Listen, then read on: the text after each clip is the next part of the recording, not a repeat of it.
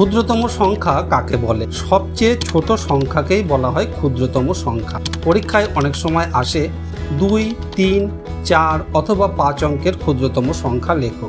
তো ক্ষুদ্রতম সংখ্যা আমরা কিভাবে লিখতে পারি? যদি 2 অঙ্কের ক্ষুদ্রতম সংখ্যা দেয় তাহলে আমরা প্রথমে 1 লিখব, তারপরে একটি শূন্য দেব, অর্থাৎ দশকের ঘরে 1 থাকবে আর এককের ঘরে 0 থাকবে।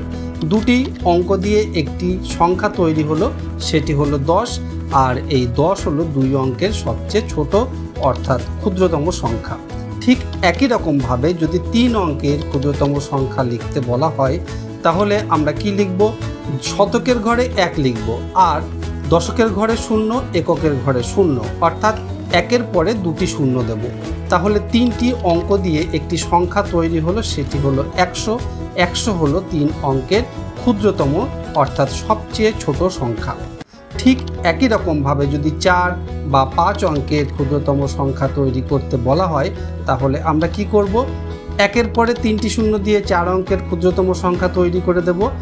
আবার 5 অঙ্কের বললে আমরা একের পরে 4টি শূন্য দিয়ে 5 অঙ্কের ক্ষুদ্রতম সংখ্যা তৈরি করব।